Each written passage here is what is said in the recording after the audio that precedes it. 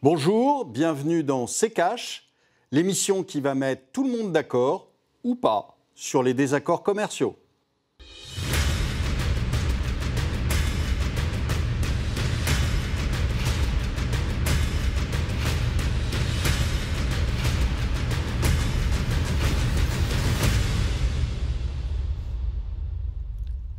Bonjour, aujourd'hui nous allons vous parler de l'accord qui a été signé entre la Chine et les États-Unis, accord commercial.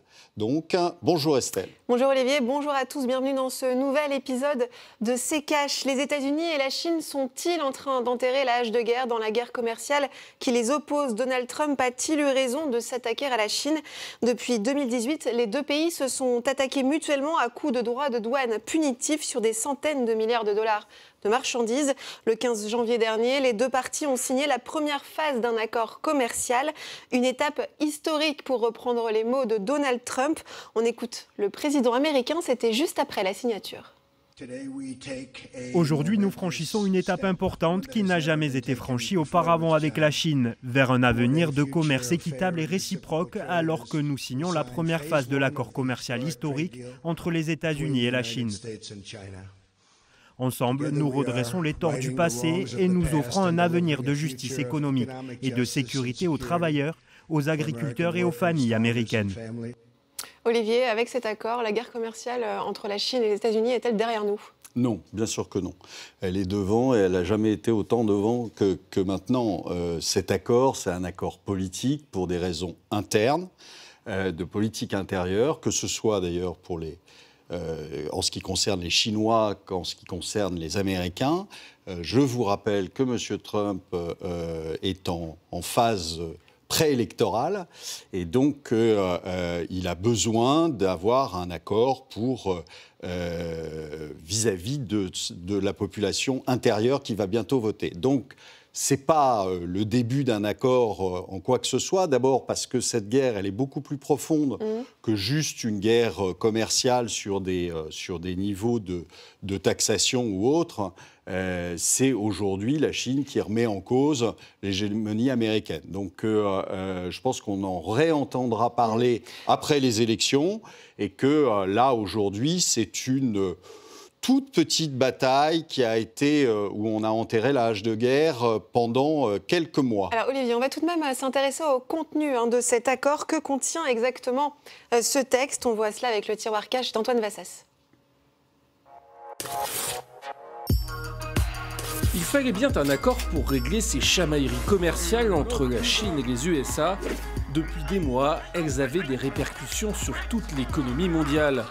Alors, que trouve-t-on dans cet accord? Déjà, la Chine s'est engagée à importer plus de produits américains.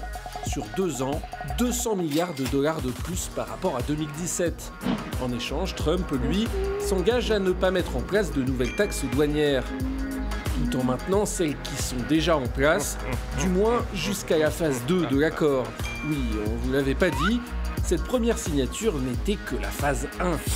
La phase 2, elle, promet d'être plus compliquée. Les États-Unis ont en ligne de mire les subventions massives de l'État chinois à ses industries, considérant cela comme de la concurrence déloyale au niveau international. Trump vise également ce qu'il considère comme le vol par la Chine de la propriété intellectuelle des entreprises américaines et demande que des dispositions juridiques contraignantes soient mises en place pour y mettre fin, avec genre des grosses amendes bien dissuasives. Bref, c'est pas encore gagné. Un premier pas a été fait. Enfin, reste à savoir si la Chine, dont l'économie subit un gros ralentissement, jouera bien le jeu, et si elle signera aussi la phase 2 de l'accord. Alors Olivier, Donald Trump a jugé cet accord, je cite, bien meilleur qu'il ne le prévoyait. Vous, quel est votre avis sur le contenu de cet accord? Des mots. Vous avez une Chine qui est en ralentissement, donc ça m'étonnerait déjà qu'ils importent 200 milliards de plus, ils en seraient bien incapables, et donc vous signez quelque chose qui ne sera pas réalisé, mais à la limite, je pense que Trump l'a déjà pris en compte, c'est-à-dire que, je vous dis, tout ce qui l'intéresse, c'est sa réélection et le reste passe après. Donc, c'est un espèce de jeu de rôle, si vous voulez, et je pense que les Chinois sont aussi dans une optique de ralentissement et qu'ils ont besoin d'avoir ces déclarations d'intention, parce que ce ne sont que des déclarations d'intention.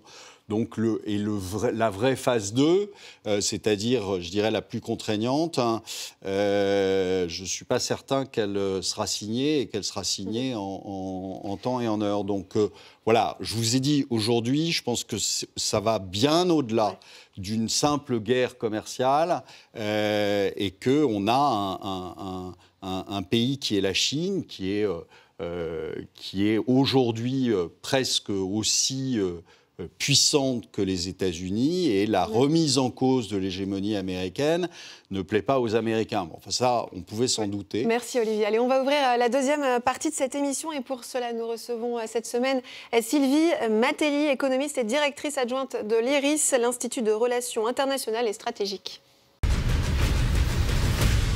Bonjour Sylvie Matelli. Bonjour. Merci beaucoup d'avoir accepté notre invitation. Bienvenue dans C'est Cash.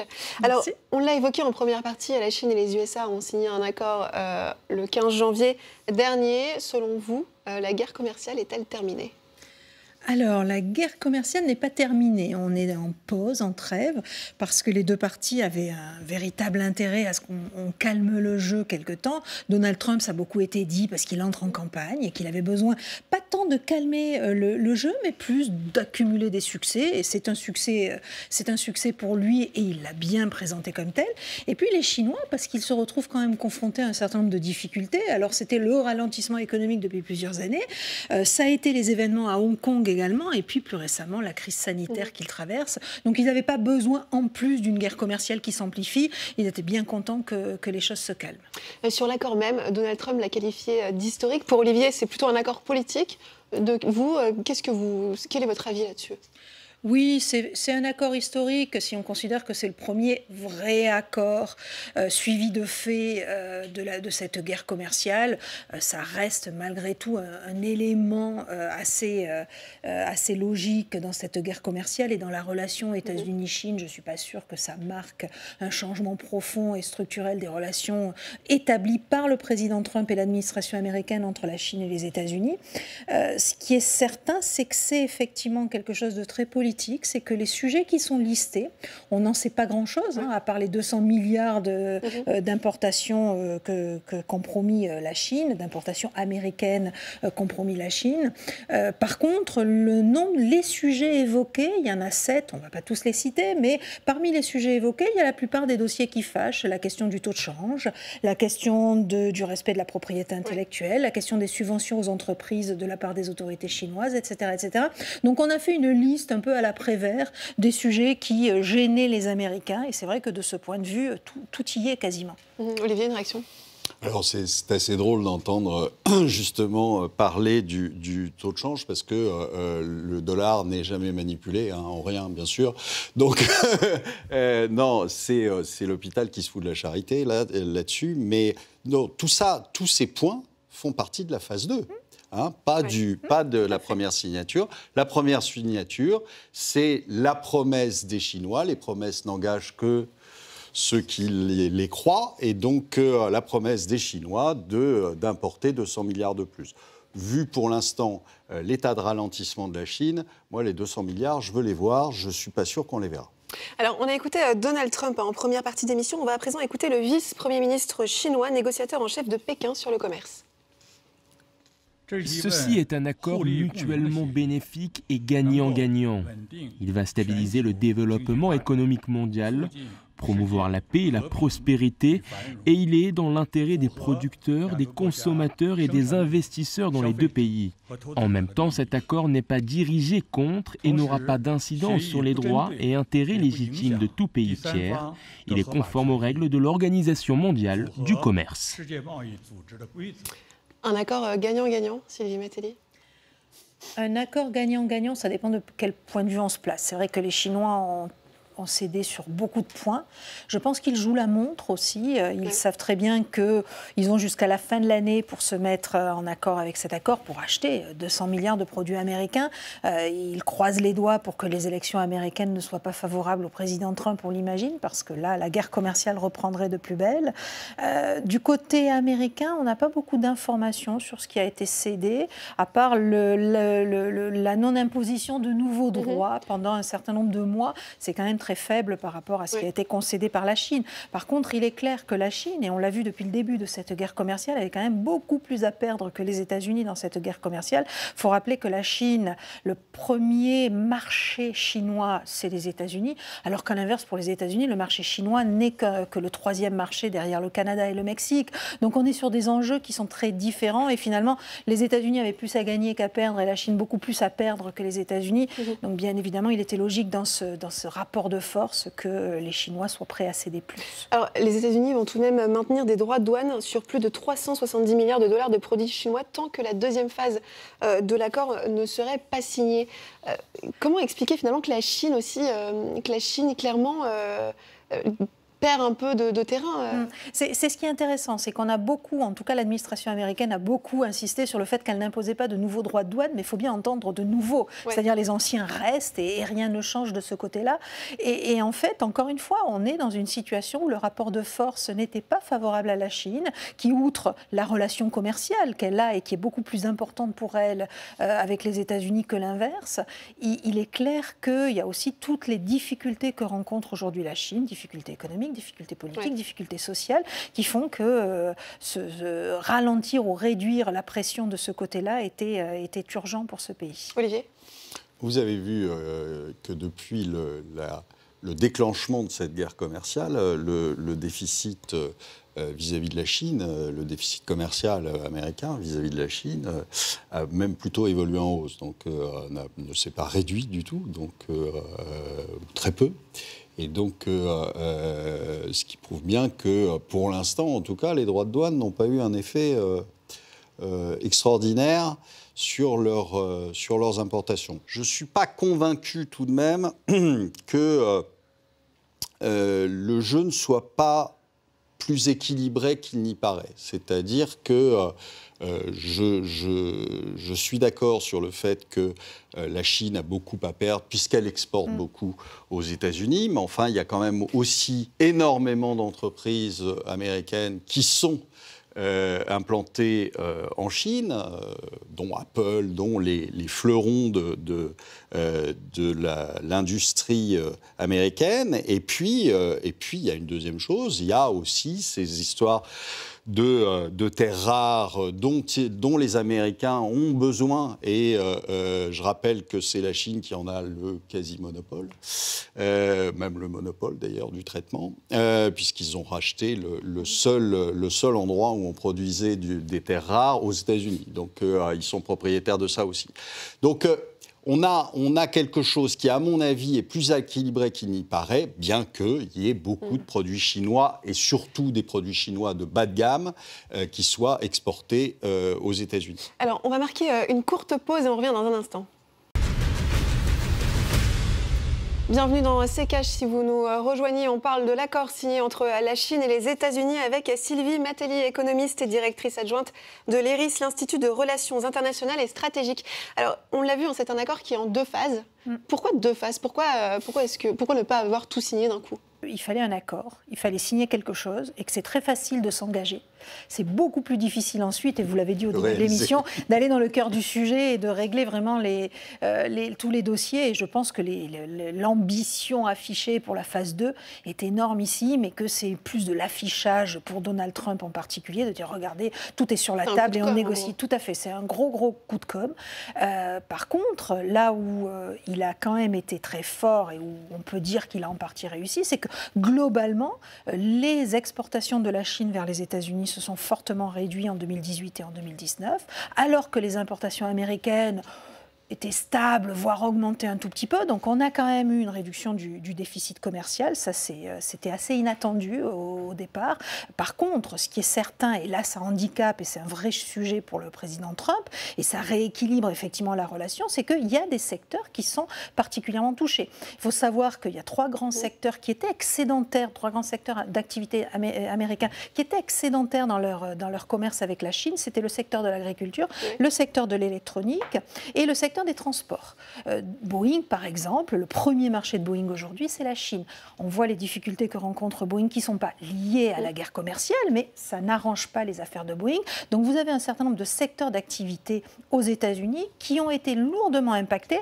Et pas de bol pour le président Trump, il se trouve que c'est en grande partie des gens qui votent pour lui et qui votent massivement pour lui. Donc on a vu aussi dans la négociation, et ça je crois que c'était important, alors on n'a pas tellement d'informations sur les 200 milliards que doivent acheter les Chinois. Sur 2 ans. Sur 2 ans, tout à fait. On a quelques indications de secteurs d'activité. On voit que transport, agriculture électronique arrive en tête. Il paraît qu'il y a une partie de l'accord restée secrète qui liste produit par produit ce qui doit être acheté par les Chinois. Reste à voir effectivement si ça se confirmera dans les faits. Donc les Chinois, vous le disiez, se sont engagés sur 2 ans. Et après ? C'est ce que je vous disais. Moi, je pense que au-delà de la guerre commerciale sur les droits de douane et autres plaisanteries, je pense que derrière, il y a quand même une volonté des Chinois, depuis d'ailleurs plus de 2 ans, qui est de prendre la main, de se dédollariser, de ne plus dépendre justement des États-Unis, et qui est beaucoup plus profond que la simple guerre commerciale qui est l'écume de la vague, quoi. Et que derrière, il y a cette idée de s'affranchir de l'hégémonie américaine et de faire descendre de son piédestal les États-Unis, qui aujourd'hui est le maître du monde. Donc voilà. Et ça, si vous voulez, le fait de reculer d'un pas, c'est probablement pour mieux avancer derrière. Donc voilà, il y a une phase 1, on le sait, c'est politique, c'est pour calmer un petit peu le jeu, c'est pour pas souffler sur les braises. Maintenant, on reprendra les choses sérieuses et les discussions sérieuses dans 1 an. Et là, je pense que ça risque d'être un petit peu plus compliqué que ce qu'on nous annonce. Est-ce que globalement, Donald Trump a eu raison de s'attaquer à la Chine ? À court terme, dans son intérêt personnel et politique, probablement.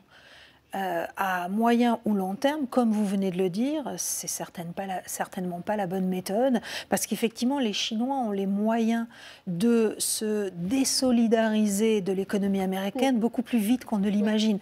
On voit ces jours-ci qu'ils sont en train de construire des hôpitaux en 10 jours. Bon, reste à voir ce que ça va donner au bout de 10 jours. Mais très clairement, on sait que la Chine est un pays moteur, est un pays qui avance très vite, est un pays qui peut beaucoup plus rapidement que n'importe quel autre pays du monde se passer des États-Unis, réduire sa dépendance aux États-Unis et entraîner avec elle en plus un certain nombre d'autres pays, européens inclus.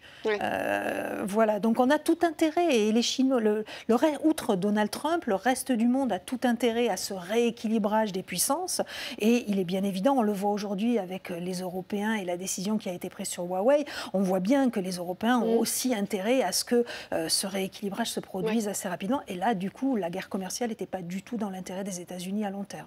Alors justement, un mot sur le commerce mondial. On l'a écouté tout à l'heure, le vice-premier ministre chinois qui a dit, en parlant de l'accord, il va stabiliser le développement économique mondial. Est-ce que vous êtes d'accord avec cette déclaration ?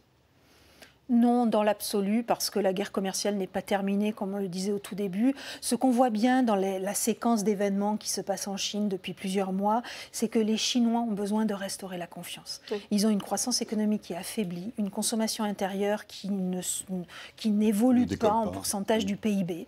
Ça, c'est une véritable faiblesse pour l'économie chinoise dans sa volonté de devenir plus autonome par rapport, pas seulement aux États-Unis, mais par rapport à sa dépendance au commerce extérieur. Donc, on a des déclarations aussi du côté chinois qui visent à rassurer. Des déclarations, des actions qui visent à rassurer, à restaurer la confiance. On est dans la déclaration et dans la communication plus que dans une réalité. Olivier, c'est votre avis aussi ? Oui, puis je crois que, en fait, quand vous disiez est-ce que Trump avait un intérêt à déclencher cette guerre commerciale, je crois que c'est surtout en réaction. C'est-à-dire qu'ils s'aperçoivent qu'ils sont en train de perdre la main, ils s'aperçoivent qu'ils sont en train de perdre leur statut de superpuissance et d'unique superpuissance, hein, et donc il fallait réagir, et il a réagi parce qu'il sait qu'à terme, il risque de perdre cette place, et donc alors la réaction a été à la Trump, c'est-à-dire assez brutale, mais c'est quand même une espèce de comédie assez bien jouée, c'est un pas de deux plus que autre chose, et donc je pense qu'ils sont en réalité, ils font semblant d'être d'accord sur un petit accord qui finalement ne les engage pas à grand-chose. Pour terminer sur la Chine et les États-Unis, est-ce que d'une guerre commerciale, on peut passer sur une guerre numérique avec Huawei, la 5G? On l'a vu, Huawei qui est toujours exclu des États-Unis. Est-ce qu'elle peut se déplacer, cette guerre? On est déjà dans une guerre technologique et numérique, très clairement. Quand on rapproche Huawei de l'armée chinoise, on peut aussi rapprocher des intérêts technologiques américains des intérêts du Pentagone américain. On est dans quelque chose qui est très stratégique, au fond, cette question technologique. Et la guerre est déjà engagée entre ces deux superpuissances, très clairement et incontestablement. Allez, Sylvie Matelli, vous restez avec nous. On va parler de l'actu de la semaine. L'actualité de la semaine marquée par le Brexit, bien évidemment. Ça y est, le Royaume-Uni est officiellement sorti de l'Union européenne, l'UE qui change de visage et devient l'Europe des 27.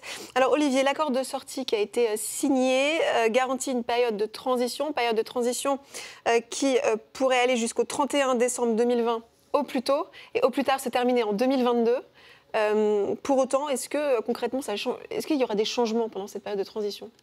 Oui, il va y avoir une période de transition. Maintenant, Boris Johnson a déjà annoncé que la fin, ça serait 31 décembre 2020 et que ça ne serait pas 2022. Donc voilà, donc là, on sait déjà le calendrier. Pour l'instant, il les tient, ces calendriers. Donc, si, il l'avait quand même... Enfin, il faut quand même voir que cette affaire dure depuis 3 ans, hein, qu'elle n'avait pas avancé finalement jusqu'au 12 décembre, que là, Boris Johnson a une majorité et qu'il fait ce qu'il avait dit, c'est-à-dire il sort. Alors, je pense que la situation a bien été résumée d'ailleurs de cette histoire par le dernier discours de Nigel Farage, où il dit les Anglais aiment l'Europe, mais pas l'Union européenne. Et je pense que d'ailleurs, il y a beaucoup de pays qui sont dans ce cas-là aujourd'hui, et c'est ça qui fait peur d'ailleurs à l'Europe, à l'Union européenne. Et on a vu d'ailleurs le comportement à ce moment-là de la présidente de l'Assemblée qui lui a coupé le micro. Donc on voit que c'est toujours une grande démocratie, l'Union européenne. Sylvie Matelli, selon vous, la période de transition n'ira pas au-delà du 31 décembre 2020 ? Alors, moi, je me rappelle un 31 octobre 2019 où Boris Johnson, pendant 4 mois qu'il était Premier ministre, expliquait « Je ne demanderai pas de report, je ne demanderai pas de report, on sortira au 31 octobre ». Et puis, je crois que c'est à 21h20, quelques heures avant minuit, qu'il a envoyé un email à la Commission européenne en demandant si un report jusqu'au 31 janvier pouvait lui être accordé. Donc, tout ça pour vous répondre, j'en sais rien. Effectivement, il est assez déterminé quand il veut quelque chose, puisque au final, au 31 janvier, le Royaume-Uni est sorti de l'Union européenne. Est-ce que ce sera avec ou sans report? Ça, c'est la question. Sachant que jusqu'au 31 décembre 2020, rien ne change. Le Royaume-Uni est sorti de l'Union européenne, mais respecte toutes les règles de cette union, respecte et bénéficie de tous les accords, sans pour autant avoir voix au chapitre, et participe d'ailleurs au budget de l'Union européenne. Donc pas d'impact pour les citoyens des deux parties? À court terme, jusqu'au 31 décembre, non. Pas du tout, aucun impact. Merci beaucoup Sylvie Matelli d'avoir été parmi nous. Je rappelle que vous êtes économiste et directrice adjointe de l'IRIS, l'Institut de Relations internationales et stratégiques. Merci. Le débrief des commentaires. Olivier, notre précédente émission était consacrée à la Grèce. Voici les commentaires sélectionnés. Celui de Cagne 31. Les Grecs ont fait n'importe quoi. L'Europe a accordé un crédit revolving à un surendetté sous curatelle. Et donc l'Europe n'a pas fait n'importe quoi en lui accordant ce crédit. C'est les Grecs. C'est les Grecs les responsables. C'est pas celui qui donne le crédit qui est responsable. Alors qu'il le donne en sachant parfaitement que de toute façon, il n'y avait absolument aucune chance que les Grecs le remboursent. Enfin, je veux dire, je ne vois pas bien. Donc, en fait, la personne qui est surendettée, c'est le responsable, et ce n'est pas la banque qui lui prête l'argent qui est responsable, alors qu'elle sait pertinemment dès le départ que ça ne peut pas le faire. Mmh. Allez, on passe aux commentaires d'Ozo. Matli, on ferait la queue pour prêter à un pays qui ne rembourse pas sa dette. Comment Olivier Delamarche peut affirmer ça ? Eh ben, je l'affirme parce que d'abord, c'est arrivé avec l'Argentine quand en 2002, l'Argentine a fait défaut. La plupart des banquiers se sont précipités pour lui reprêter de l'argent. Pourquoi ? Mais c'est tout simple, hein, parce que ça devient le seul pays qui n'a plus de dette. Donc vous avez un pays qui n'a plus de dette du tout, puisqu'il a fait défaut. Et ben donc vous venez lui reprêter de l'argent. Si vous avez vous avez le choix entre quelqu'un qui est surendetté à 200% et quelqu'un qui a 0% de dette, hein, vous prêtez à qui ? Vous prêtez à celui qui n'a pas de dette. C'est plus intelligent, vous avez plus de chances d'être remboursé un jour. On passe au dernier commentaire, celui de Paco Seignon. Sortir de l'euro est toujours l'option de facilité.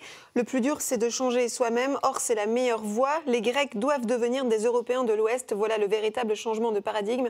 Également pour d'autres pays européens, d'ailleurs, tels que l'Espagne. En choisissant l'option difficile, à la longue, on gagne toujours. Eh ben, vous devriez dire ça à Boris Johnson, comme quoi sortir de l'Union européenne, il n'est même pas sorti de l'euro.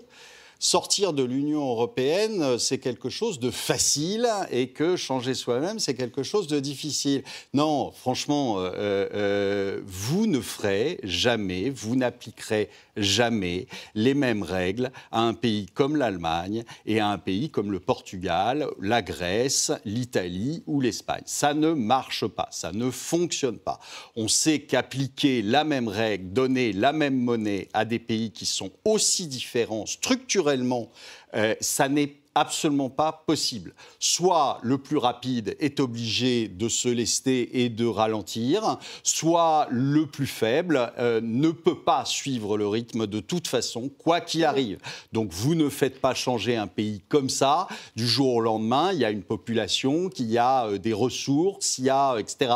Et vous ne le modifiez pas par un claquement de doigts. En revanche, vous pouvez le faire sortir de l'euro et vous pouvez, à ce moment-là, lui redonner des chances parce qu'il a une autonomie qu'il retrouve et il peut vivre avec quelque chose qui lui est adapté. Merci. Essayez, quand vous chaussez du 50, de marcher avec des chaussures qui font pointure 40. Vous allez m'en dire des nouvelles. Merci beaucoup, Olivier. C'est la fin de cette émission. Merci de l'avoir suivi. On se retrouve la semaine prochaine pour un nouveau numéro. En attendant, vous pouvez réagir à cette émission sur les réseaux sociaux avec le hashtag RTCash. Et vous pouvez aussi retrouver nos précédentes émissions sur notre site internet à l'adresse rtfrance.tv. Olivier, un dernier mot. Accord ou grande comédie, plutôt grande comédie.